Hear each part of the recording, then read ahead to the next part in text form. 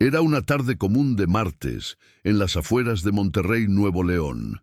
El cielo comenzaba a teñirse de naranja mientras el tráfico de la carretera federal se movía con pesadez. Rosa Elena Garza, de 52 años, conducía su camioneta rumbo a casa después de un largo día. Había pasado la última hora pensando en la cena, en las facturas por pagar, en lo vacía que se sentía su casa desde que perdió a su esposo 3 años atrás. Entonces lo vio. A unos 200 metros adelante, un autobús escolar se había detenido en el acotamiento. No era eso lo que llamó su atención. Era el humo negro que comenzaba a salir por debajo del motor. Denso, amenazante. Rosa frenó instintivamente, entornando los ojos, y entonces los escuchó. Gritos, gritos de niños. Su corazón se detuvo cuando vio 3 pequeñas manos golpeando desesperadamente las ventanas traseras del autobús. 3 niños atrapados. Las llamas comenzaban a lamer la parte delantera del vehículo, propagándose con una velocidad aterradora. Rosa no lo pensó 2 veces. Giró el volante bruscamente hacia el acotamiento, haciendo rechinar las llantas contra el pavimento. Pero lo que descubriría en los siguientes minutos, nadie podría imaginar. Antes de continuar con esta historia, si te gustan los misterios de la vida real, suscríbete al canal y activa la campanita para no perderte ningún caso intrigante. Esto nos ayuda muchísimo a seguir trayendo estas historias increíbles para ti. Y dime en los comentarios, ¿desde dónde nos estás viendo? Escribe tu país y tu ciudad. Nos encanta saber que nos siguen desde todos los rincones del mundo. Rosa Elena Garza había cumplido 52 años apenas 2 semanas antes. Una celebración modesta, solitaria, con un pastel pequeño que compró en el supermercado y una llamada telefónica de su hija que vivía en Texas. Nada extraordinario. Así había sido su vida durante los últimos 3 años, desde aquella madrugada en que Héctor, su esposo de 28 años de matrimonio, no despertó a su lado. Vivía en una casa pequeña en la colonia Cumbres, al norte de Monterrey.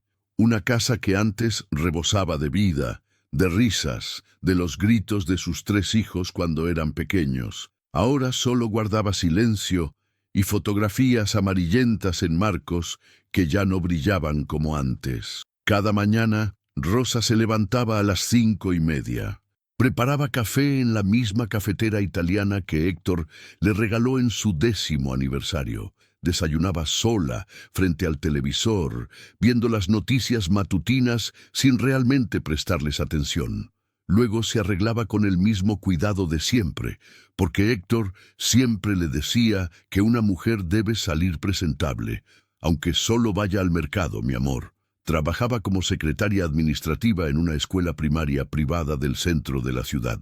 Un empleo tranquilo que le alcanzaba para vivir sin lujos, pero sin apuros. Sus compañeras de trabajo la apreciaban por su eficiencia silenciosa, por esa manera que tenía de resolver problemas sin hacer escándalo. Los martes, como aquel martes que cambiaría todo, Rosa salía puntual a las 5 de la tarde. Tomaba la carretera federal que conectaba el centro con su colonia.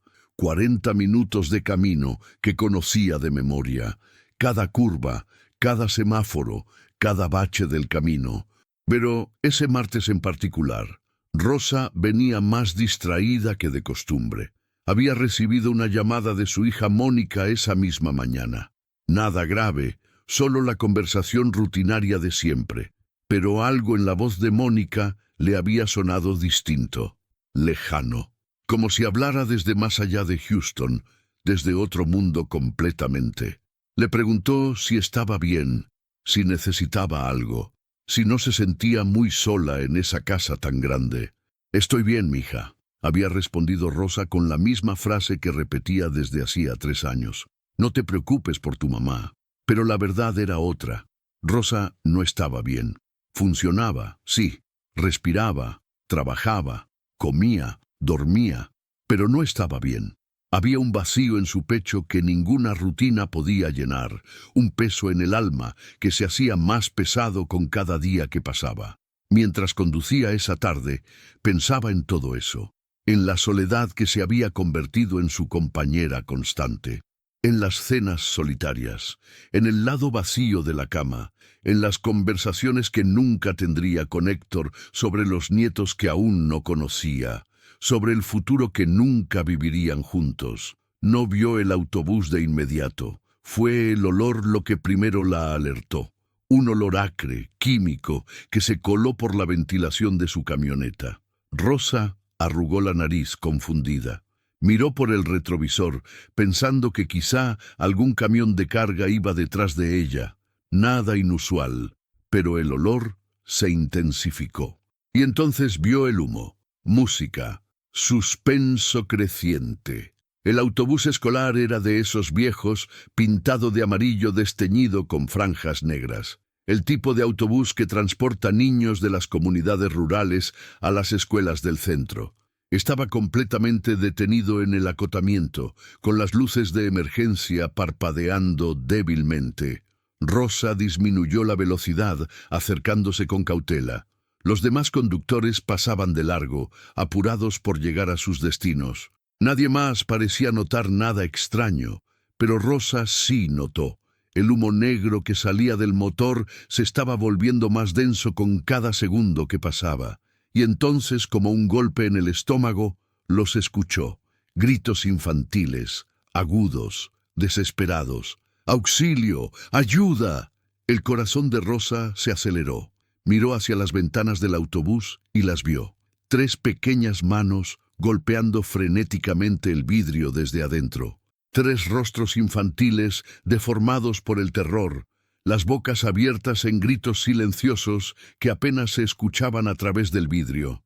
«Dios mío», susurró Rosa, sintiendo cómo la adrenalina invadía su cuerpo. Sin pensarlo 2 veces, giró el volante bruscamente hacia el acotamiento. Las llantas de su camioneta rechinaron contra el asfalto. Detrás de ella, un conductor tocó el claxon furiosamente, pero Rosa no le prestó atención. Solo podía pensar en esos niños, en esas caritas aterradas. Estacionó la camioneta de manera abrupta, a unos 20 metros del autobús. Se bajó tan rápido que ni siquiera cerró la puerta. Sus piernas, que normalmente se sentían pesadas después de un largo día, ahora corrían con una energía que no sabía que tenía. «Ya voy, niños», gritaba mientras corría hacia el autobús. El calor la golpeó antes de llegar. Un calor intenso, abrasador, que emanaba del motor en llamas. Las llamas ya no eran solo humo. Lenguas naranjas y rojas lamían la parte delantera del vehículo, crepitando con un sonido siniestro. Rosa llegó a la puerta del autobús y tiró de la manija con fuerza. Cerrada. Tiró de nuevo, con más fuerza, con desesperación. Nada. La puerta no se movía. «¡Abran la puerta!», gritó, golpeando el vidrio con los puños. Los 3 niños estaban amontonados en la parte trasera del autobús. 2 niñas y un niño, ninguno mayor de 10 años. Lloraban, gritaban, sus pequeñas manos arañando las ventanas. Pero había algo extraño, algo que Rosa notó incluso en medio del caos. No había conductor. El asiento del chofer estaba vacío. Rosa corrió hacia la parte trasera del autobús buscando otra entrada, una ventana que pudiera romper, cualquier cosa. El calor se intensificaba, el humo negro ahora salía también de las rendijas del motor, espeso y tóxico. «Aléjense de las ventanas», les gritó a los niños haciendo gestos con las manos, pero ellos no se movían, solo gritaban, golpeaban, lloraban. Rosa buscó frenéticamente algo con que romper el vidrio. Corrió de regreso a su camioneta, abrió la cajuela con manos temblorosas. Ahí estaba, el gato hidráulico. Lo agarró con ambas manos, sintiendo el peso del metal frío. Corrió de vuelta al autobús. Las llamas ahora ya alcanzaban el parabrisas. El tiempo se agotaba. Levantó el gato hidráulico por encima de su cabeza y lo estrelló contra la ventana trasera con toda la fuerza que pudo reunir. El vidrio se resquebrajó, pero no se rompió. ¡No, no, no! Rosa gritó, golpeando de nuevo. Esta vez el vidrio cedió, estallando en 1000 pedazos. Rosa usó el gato para limpiar los fragmentos que quedaban en el marco, rasgándose las manos en el proceso. La sangre manchó el metal, pero no le importó. ¡Vengan! ¡Rápido! Extendió los brazos hacia los niños, y entonces sucedió algo que la dejó paralizada. Los 3 niños no se movieron, simplemente se quedaron ahí, mirándola. Sus gritos se habían detenido. Sus rostros, antes contorsionados por el terror, ahora mostraban una expresión extraña, vacía. ¿Qué esperan? ¡Vengan!, Rosa gritó, confundida, aterrada. El humo entraba ahora al interior del autobús. Las llamas habían alcanzado los primeros asientos. El plástico de los respaldos comenzaba a derretirse, llenando el aire de un olor nauseabundo. Pero los niños no se movían. Rosa no entendía qué estaba pasando. ¿Estaban en shock, paralizados por el miedo? Sin pensarlo más, se impulsó hacia arriba, metiéndose por la ventana rota. Los vidrios que quedaban le cortaron los brazos, las piernas, pero no sintió dolor, solo urgencia. Cayó dentro del autobús con un golpe seco. El calor ahí dentro era insoportable. El humo le quemaba los pulmones, le hacía arder los ojos. «¡Vengan conmigo!», tosió, extendiendo la mano hacia la niña más cercana. Pero cuando sus dedos estaban por tocar el hombro de la pequeña, algo completamente inesperado sucedió. La niña sonrió. No fue una sonrisa de alivio, no fue la sonrisa de alguien que está siendo rescatado, fue algo diferente, algo que hizo que un escalofrío recorriera la espalda de Rosa a pesar del calor infernal. «Gracias por venir, señora Rosa», dijo la niña con una voz clara, serena, completamente fuera de lugar en medio del caos. Rosa se quedó inmóvil, congelada por la confusión. «¿Cómo sabes mi nombre?», logró articular. Las 3 niños ahora la miraban fijamente. Sus ojos ya no mostraban terror, mostraban comprensión, sabiduría. Era imposible describir lo que Rosa veía en esas miradas infantiles. «No tenemos mucho tiempo», dijo el niño, el más pequeño de los 3. «Necesita escucharnos». El mundo pareció ralentizarse. El rugido de las llamas sonaba ahora distante. El calor, aunque seguía siendo intenso, parecía menos urgente. Rosa sintió que sus piernas flaqueaban. «No entiendo. ¿Qué está pasando?», susurró. La segunda niña, que había permanecido callada, dio un paso adelante. En su mano sostenía algo, un sobre, amarillento, antiguo, cerrado con un sello de lacre rojo. «Esto es para usted», dijo la niña, extendiéndole el sobre. «Lo ha estado esperando sin saberlo». Rosa miró el sobre como si fuera una serpiente venenosa. No se atrevía a tocarlo. Nada de esto tenía sentido. Niños que conocían su nombre.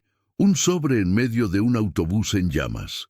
Aquella calma sobrenatural en medio del caos. «¿Quiénes son ustedes?», preguntó Rosa, su voz apenas un susurro ahogado por el humo.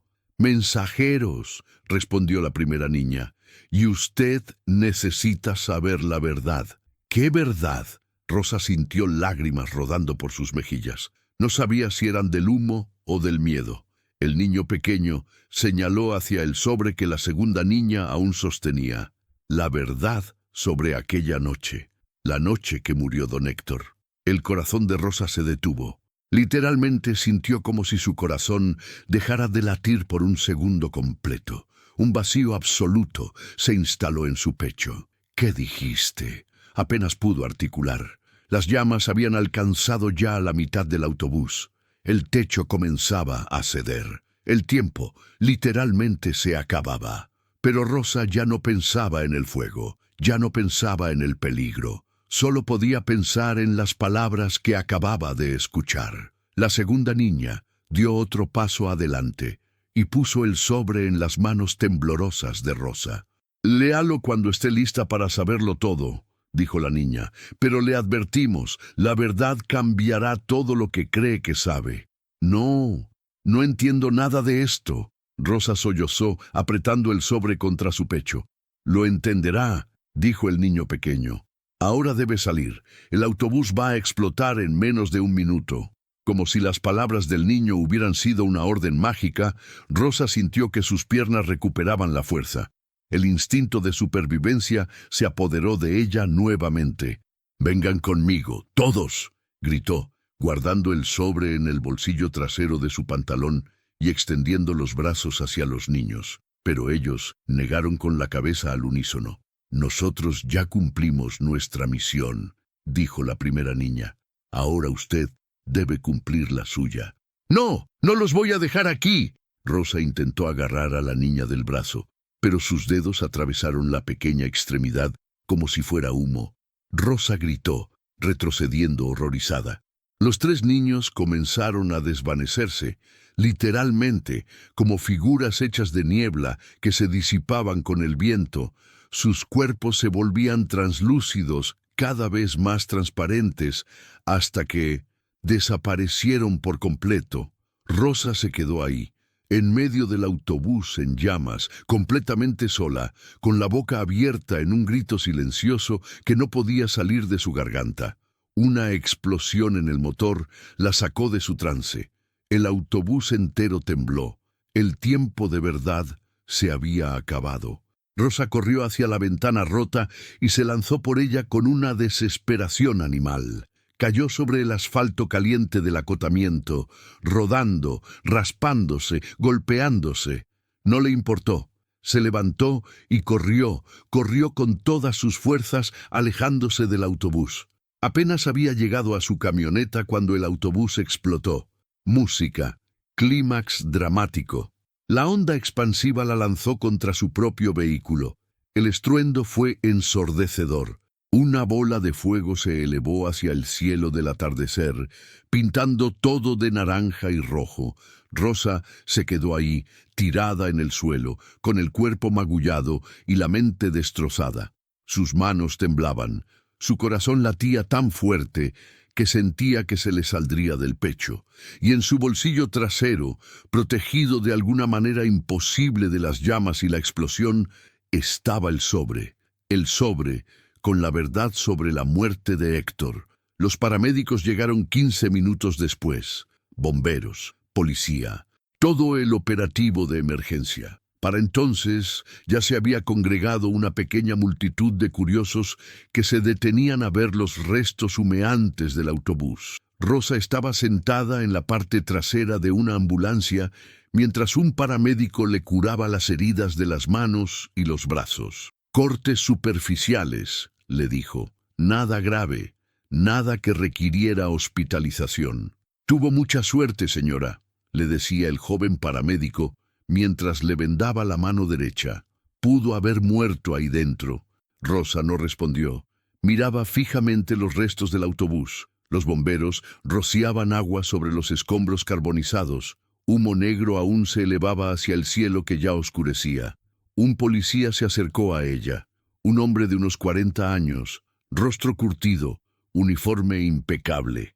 «Señora Garza», dijo, consultando una libreta, «soy el oficial Ramírez. Necesito hacerle algunas preguntas sobre lo que pasó». Rosa asintió lentamente, sin dejar de mirar el autobús. «Varios testigos dicen que usted entró al autobús antes de la explosión. ¿Es correcto?» «Sí», Rosa respondió con voz apagada. «¿Puede decirnos por qué lo hizo? ¿Vio a alguien adentro?» Rosa vaciló. ¿Qué podía decir? ¿Que vio a 3 niños fantasmales que conocían su nombre? ¿Que recibió un sobre misterioso antes de que desaparecieran en el aire? Vi niños», dijo finalmente, optando por una verdad a medias. «Creí que había niños atrapados».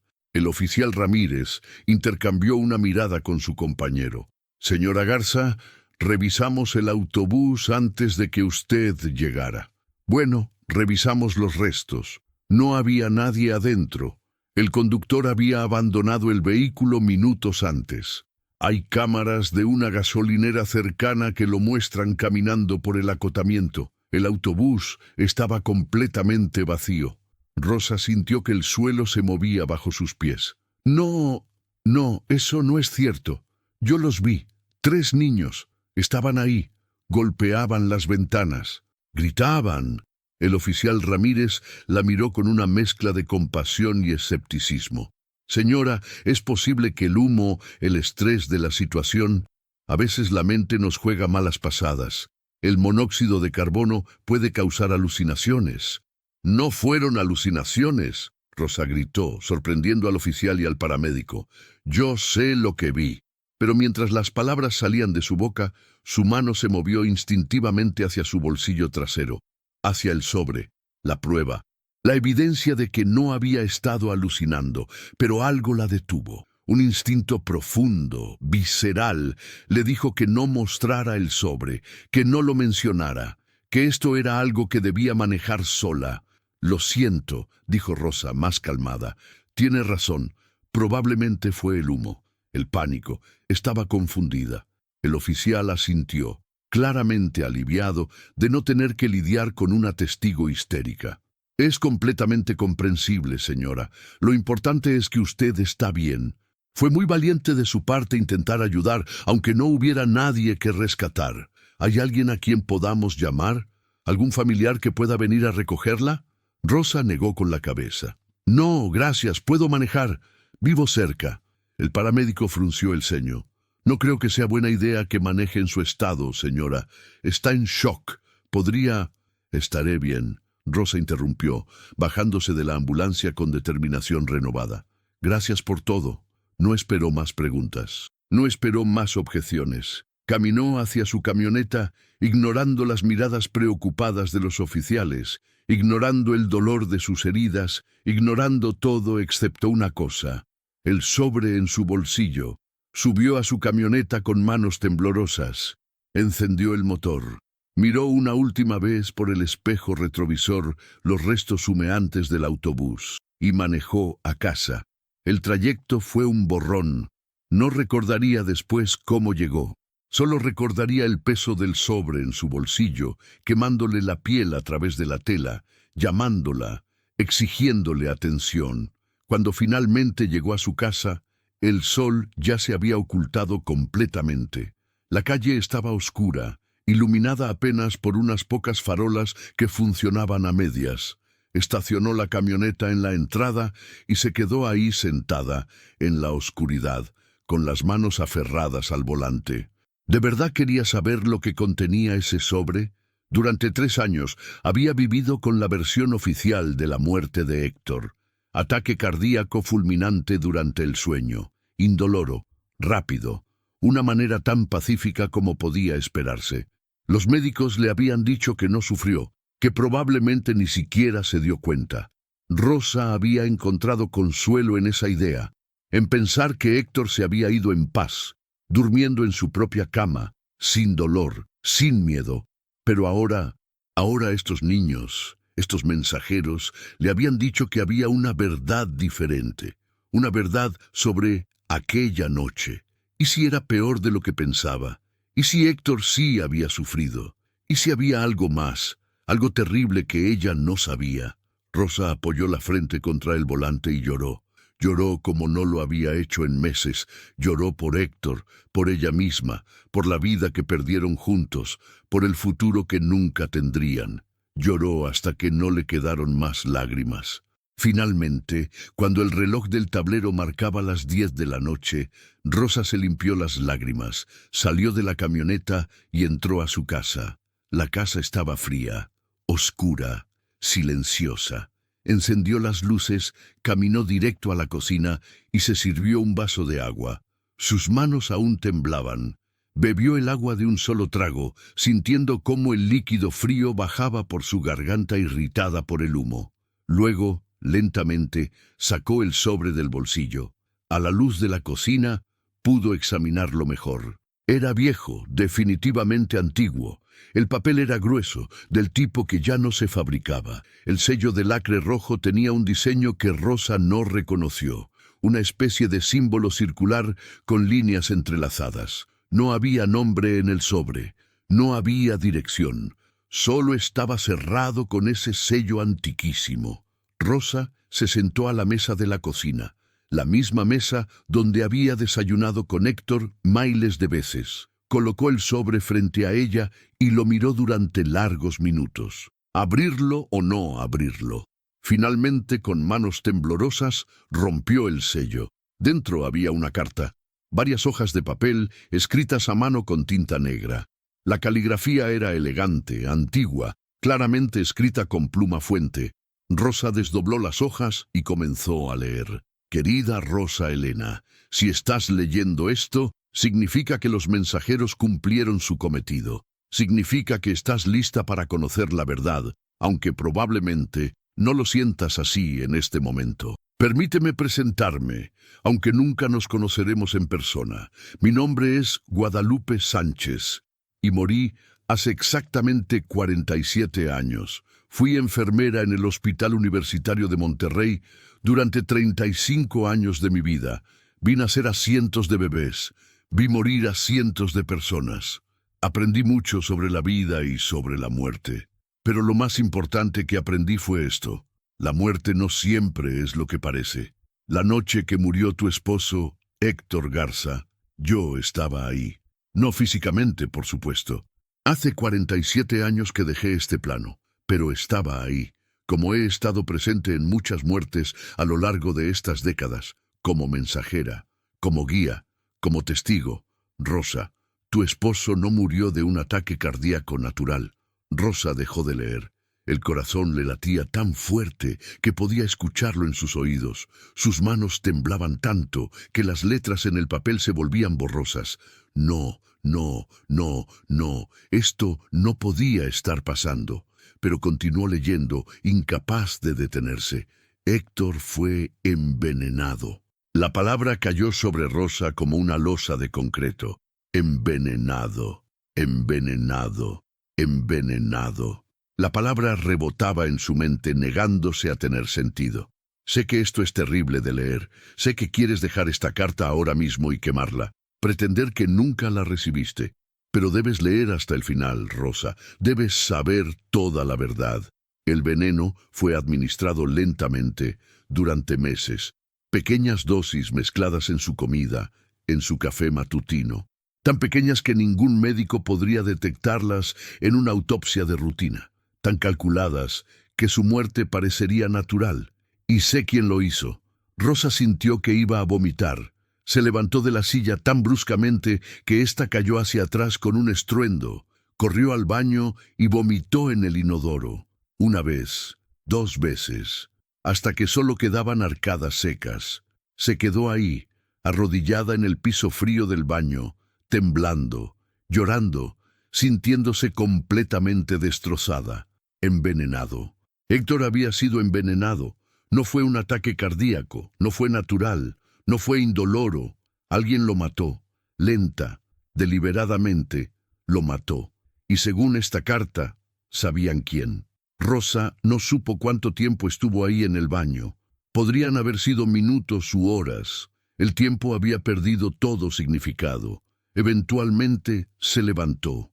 Se lavó la cara con agua fría. Se miró en el espejo y casi no reconoció a la mujer que le devolvía la mirada. Ojos rojos e hinchados, rostro pálido como la cera, expresión de completo horror.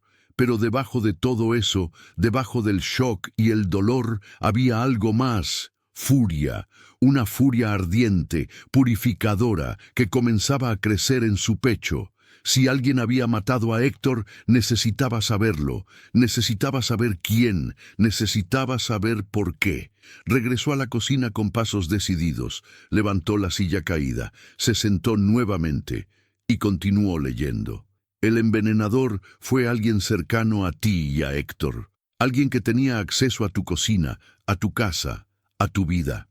Alguien en quien confiabas completamente. Fue tu hermano, Roberto. Rosa dejó caer la carta. Sus manos no podían sostenerla más. No, no, imposible.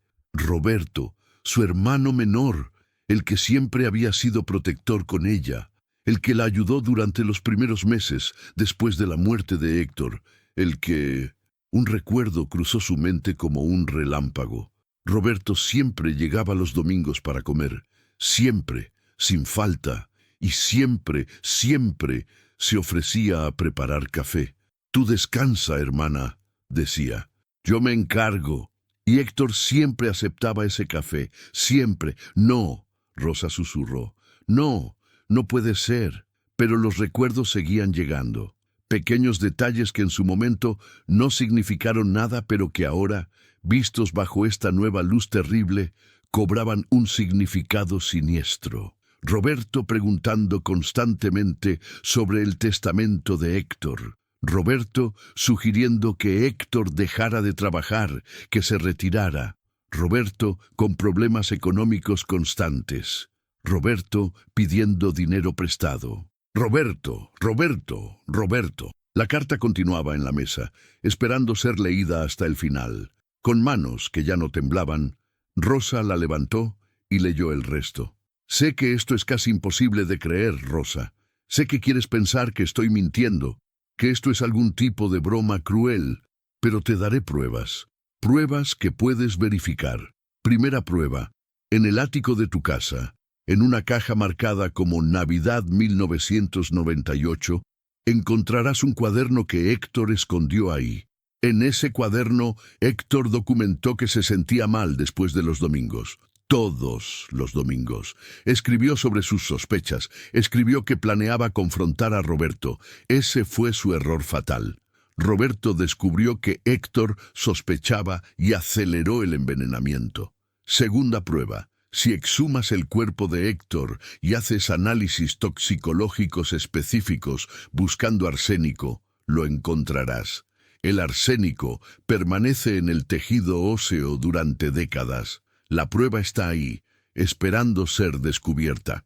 Tercera prueba. Roberto tiene en su casa, escondido en el sótano detrás de una pared falsa en la lavandería, el resto del arsénico que usó. No pudo deshacerse de él completamente. Lo guardó por si acaso. Siempre fue descuidado en sus crímenes. Ahora viene la parte más difícil de esta carta, Rosa. La razón por la que los mensajeros te la entregaron hoy, en ese autobús, de esa manera tan dramática. Tu hermano planea matarte a ti también. Lleva meses planificándolo. No puede permitir que vivas, no cuando estás tan cerca de descubrir la verdad. No cuando empezaste a hacer preguntas sobre el testamento de Héctor, sobre las finanzas familiares. Esta noche, Rosa, esta misma noche, Roberto vendrá a tu casa. Te traerá sopa, como siempre hace cuando te ve mal. Esa sopa estará envenenada. Esta vez no será lento. Esta vez será una dosis letal. Planea que parezca que tuviste el mismo problema cardíaco que mató a Héctor. Por eso los mensajeros te interceptaron hoy. Por eso te dieron esta carta ahora, para que supieras, para que pudieras salvarte y para que pudieras llevar a Roberto ante la justicia. Sé que esto es aterrador. Sé que probablemente quieres huir de tu casa en este mismo momento. Pero te pido, te suplico, que seas fuerte, que uses esta información sabiamente. Héctor merece justicia. Tú mereces justicia. Y Roberto merece pagar por lo que hizo. Con respeto y compasión desde el otro lado, Guadalupe Sánchez PD. No estás sola en esto. Hay más como yo, más mensajeros, más almas que vigilan, que protegen, que buscan justicia para los que ya no tienen voz. Cuando llegue el momento, sabrás qué hacer. Rosa terminó de leer la carta justo cuando el reloj de la cocina marcaba las 11 de la noche. Como si hubiera sido coreografiado, el teléfono sonó. Rosa miró la pantalla iluminada. Roberto, su hermano, su asesino, contestó con mano firme. «Bueno, hermanita, ¿cómo estás? Te vi en las noticias. Ese autobús que explotó, Dios mío, me dio un susto terrible. ¿Estás bien?» La voz de Roberto sonaba preocupada, cariñosa, exactamente como siempre había sonado. «Estoy bien», Rosa respondió, su voz sorprendentemente calmada. «Un poco alterada, pero bien. Voy para allá. Te voy a llevar sopa. Necesitas comer algo caliente después de ese trauma». Ahí estaba, tal como la carta había predicho, la sopa. El veneno, su muerte. Rosa sintió una calma extraña apoderarse de ella, una claridad absoluta. «No, Roberto, no vengas». «¿Qué? Pero, hermana, no deberías estar sola». «Dije que no vengas», Rosa repitió más firmemente. «Y escúchame bien, Roberto. Sé lo que hiciste». Silencio al otro lado de la línea, un silencio largo, pesado, cargado de significado. Cuando Roberto finalmente habló, su voz había cambiado. Ya no era la voz del hermano preocupado, era fría, calculadora. «No sé de qué hablas». «No sé que envenenaste a Héctor», Rosa dijo, cada palabra clara como cristal. «Sé que planeabas envenenarme a mí también. Sé dónde guardas el arsénico. Sé todo, Roberto». Otro silencio. Rosa podía escuchar la respiración pesada de Roberto a través del teléfono. «Estás loca», dijo finalmente. «El trauma del autobús te afectó la cabeza. Necesitas ayuda profesional, hermana». «Veneno mezclado en el café de los domingos», Rosa continuó, implacable, durante meses, hasta que su corazón no pudo más. «¿Por qué, Roberto? ¿Por dinero? ¿Por la herencia?» «No sabes nada», Roberto escupió las palabras. «Héctor era un imbécil. Tenía todo ese dinero y lo guardaba como un avaro. Ustedes vivían bien mientras yo me moría de hambre. Era mi hermana. Debiste compartir conmigo, pero Héctor nunca quiso». Ahí estaba, la confesión. Rosa había activado la función de grabación en su teléfono antes de contestar. Un instinto que no sabía que tenía, como si alguien, le hubiera susurrado qué hacer. «Así que lo mataste», Rosa dijo, su voz quebrándose a pesar de su intento de mantenerse firme. «Lo que hice fue tomar lo que era mío por derecho», Roberto respondió, y ahora su voz era puro veneno, pura maldad. «Y tú debiste haber sido más generosa conmigo después. Debiste haberme dado mi parte de la herencia, pero no, seguiste siendo tan tacaña como Héctor. Entonces decidiste matarme también. Decidí terminar lo que empecé. Esta casa debería ser mía, ese dinero debería ser mío, todo debería ser mío». Roberto estaba gritando ahora, completamente descontrolado. «Pero no lo será», Rosa dijo con calma glacial, «porque esta conversación está siendo grabada y porque ya llamé a la policía. Deben estar llegando a tu casa en cualquier momento». Eso no era cierto, pero funcionó. Rosa escuchó un golpe, como si Roberto hubiera dejado caer algo. Luego pasos apresurados. Luego nada. Roberto había colgado. Rosa se quedó ahí, sentada en la cocina con el teléfono en la mano. Y entonces, finalmente, comenzó a reír. Una risa histérica, liberadora, llena de alivio y horror a partes iguales. Había sobrevivido, sabía la verdad, tenía pruebas, y Héctor tendría justicia. Rosa no esperó a la mañana siguiente. Llamó al oficial Ramírez, el mismo que había tomado su declaración en el accidente del autobús. Le contó todo. Le envió la grabación de la confesión de Roberto. Al principio el oficial fue escéptico, pero cuando Rosa le habló del cuaderno en el ático, cuando le habló de dónde encontrar el veneno en la casa de Roberto, cuando le pidió que exhumara el cuerpo de Héctor, el oficial escuchó. A las 6 de la mañana, un equipo de policías allanó la casa de Roberto. Encontraron el arsénico exactamente donde la carta decía que estaría, detrás de una pared falsa en la lavandería del sótano. Roberto intentó huir. No llegó lejos. Rosa subió al ático de su casa mientras todo esto sucedía. Encontró la caja marcada Navidad 1998. Y dentro, tal como la carta había prometido, estaba el cuaderno de Héctor.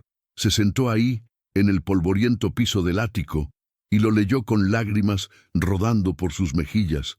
Héctor había sabido, había sospechado, y había tratado de protegerla escribiendo todo, documentando sus síntomas, sus sospechas. «Me siento mal cada domingo después de que Roberto nos visita», decía una entrada. «No puede ser coincidencia.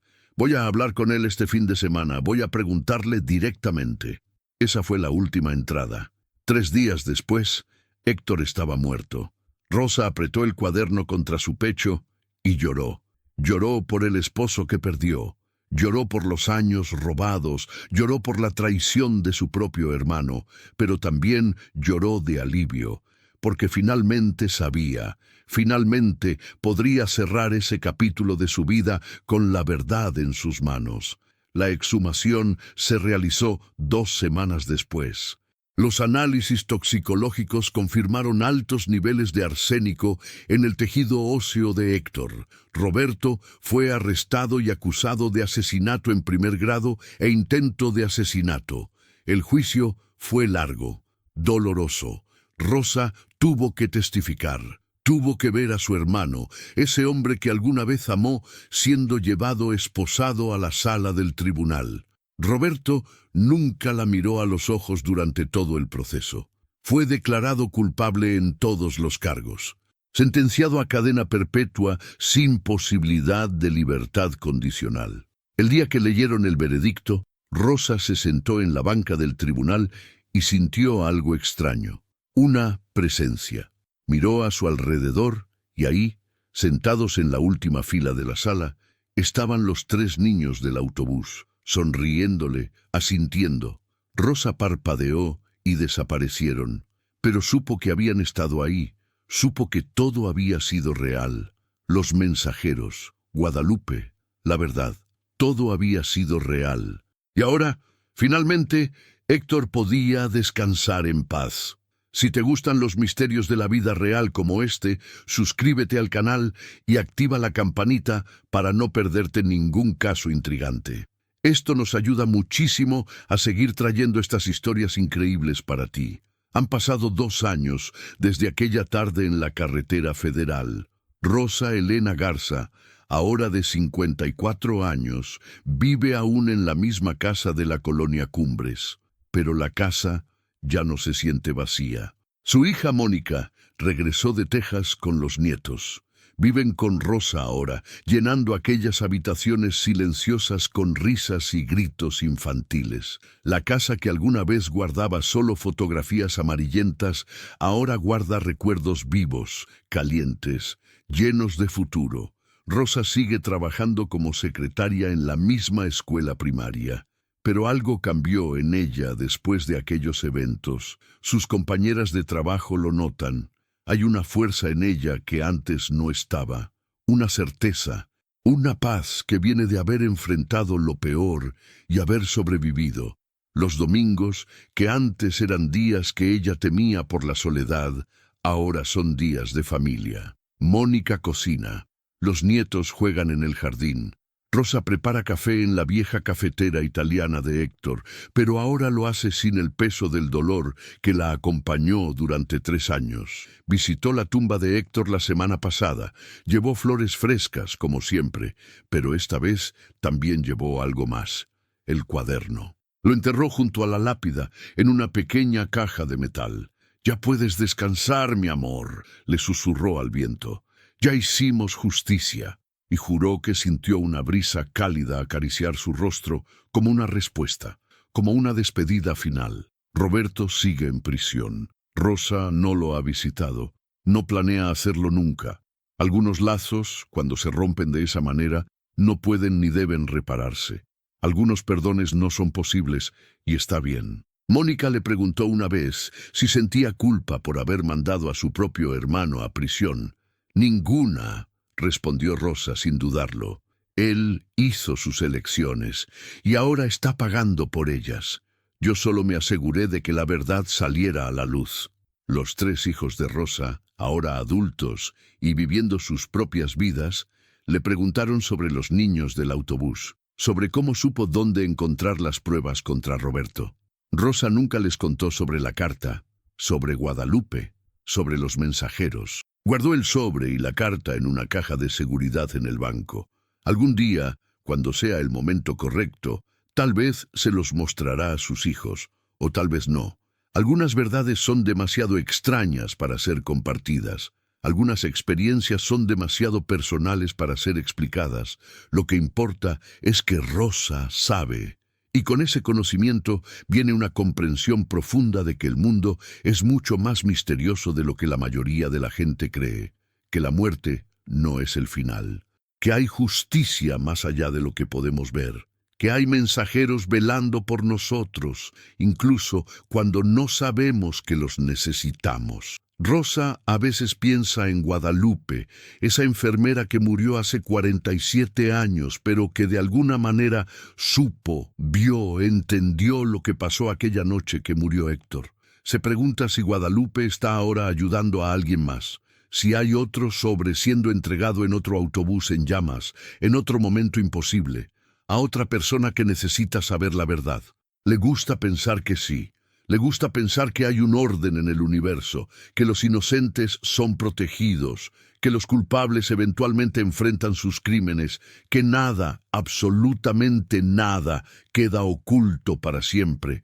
Rosa duerme bien ahora, sin pesadillas, sin el peso del duelo sin resolver, y cada vez que pasa por aquella carretera federal, por el lugar donde alguna vez hubo un autobús en llamas, disminuye la velocidad. Mira hacia el acotamiento y susurra un agradecimiento. Gracias, dice al aire. Gracias por salvarme. Gracias por la verdad. Y jura que a veces cuando el sol se pone de cierta manera, puede ver 3 pequeñas siluetas en el acotamiento. Niños que la saludan con la mano. Mensajeros que continúan su trabajo. Guardianes que nunca descansan. Rosa no tiene miedo, no tiene dudas. Sabe que cuando llegue su momento, cuando sea su turno de cruzar al otro lado, Héctor estará esperándola, y tal vez Guadalupe también, y los 3 niños. Y finalmente, después de todos estos años de separación, después de todo el dolor y la traición y la búsqueda de justicia, finalmente estarán en paz, todos ellos. La vida continúa en la casa de la colonia Cumbres. Los nietos crecen. Mónica encuentra trabajo en Monterrey. Rosa celebra su cumpleaños 55 rodeada de familia, con un pastel grande hecho en casa, con velas que sopla mientras pide un deseo. No pide riqueza, no pide juventud, no pide que el pasado cambie. Solo pide seguir viviendo con la verdad en su corazón, con paz en su alma, con gratitud por cada día que le queda. Y eso, al final, es más que suficiente. ¿Y tú? ¿Alguna vez has sentido que alguien te cuida desde el otro lado? ¿Has tenido experiencias que no puedes explicar con la lógica? ¿Crees en los mensajeros? Cuéntanos en los comentarios. Nos encanta leer tus historias y experiencias. Si te gustó este caso, deja tu like y comparte este video con alguien que también disfrute de los misterios de la vida real. Cada like, cada comentario, cada compartida nos ayuda a seguir investigando y trayendo estos casos increíbles para ti. Y recuerda, la verdad siempre encuentra la manera de salir a la luz, siempre, aunque tome años, aunque parezca imposible, la justicia puede tardar, pero eventualmente llega. Nos vemos en el próximo misterio. Cuídate mucho. Y si un día ves un autobús en llamas con niños pidiendo ayuda, tal vez, solo tal vez, no sean niños comunes, tal vez sean mensajeros, esperando llevarte hacia tu propia verdad. Hasta la próxima.